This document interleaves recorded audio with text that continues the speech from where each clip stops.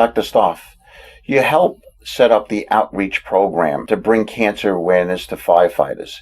How did this come about? Well, I have been working with patients with cancer for over 30 years and have always worked with people that needed help in this area. Unfortunately, firefighters are exposed to a lot of chemicals, many of which are carcinogenic, and are at much higher risk of getting cancer than other people of the population. So, over a period of time, it was just a natural evolution of me working with more and more people who are firefighters because of their exposure to these toxins and their eventual development of cancer. And as a result of that, I've always been interested in education, and it just naturally evolved as a educational process to try to help this population. Dr. Stoff, as you know, I'm a retired New York City firefighter. I spent a lot of time down at Ground Zero. We have a lot of firefighters that are sick, and a lot of us are dying.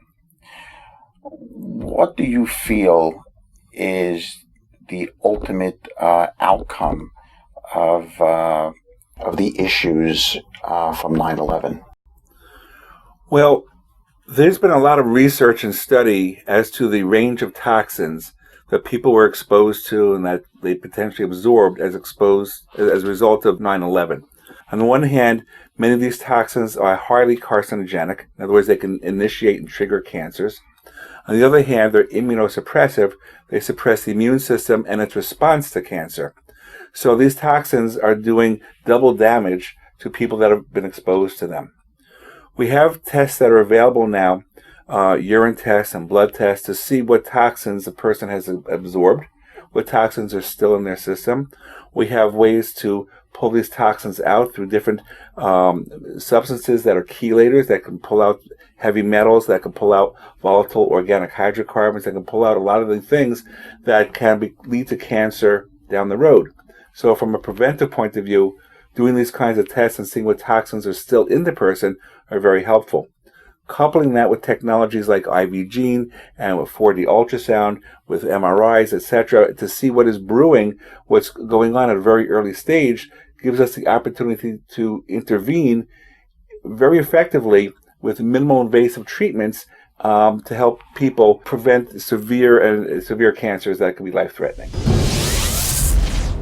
The same thing that we saw from Chernobyl, that initially there was a huge increase in the production of thyroid cancers that occurred, and then for a number of years the incidence of cancers dropped quite a lot.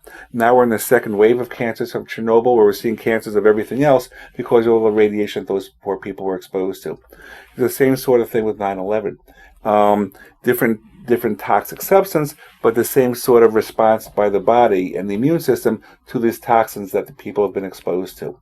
And I can't stress enough how important it is to find out what's in your body now. What's the structure of your and function of your immune system now to protect you, so that things can be dealt with before things show up abnormal in something as early as an IV gene test. Dr. Stoff, your campaign to bring to the public a review of cancer treatments, this has to be a huge project. In general, the more that we know about in terms of different strategies for addressing cancer, the more options we have, the more hope that we have. I see that your program is to let everyone know that there's so much more out there than just chemo and radiation. Is that the standard? It used to be.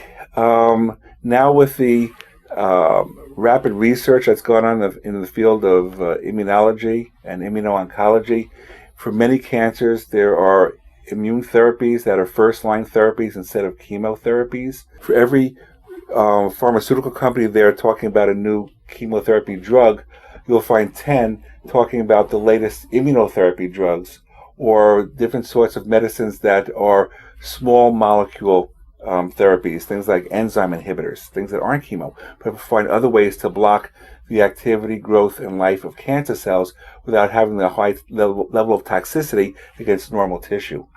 So the old paradigm of chemotherapy, radiation, and surgery is being replaced by a more effective therapy, a much less toxic therapy, and this is evolving before our eyes. I mean, I have therapies now that have put people into remission that 5 years ago would have carried a death sentence. So to see these medicines that are available now and how it's changing the whole way that we think about the field of oncology is just magnificent. It's such a exciting time to be practicing in this field. I very much enjoy it.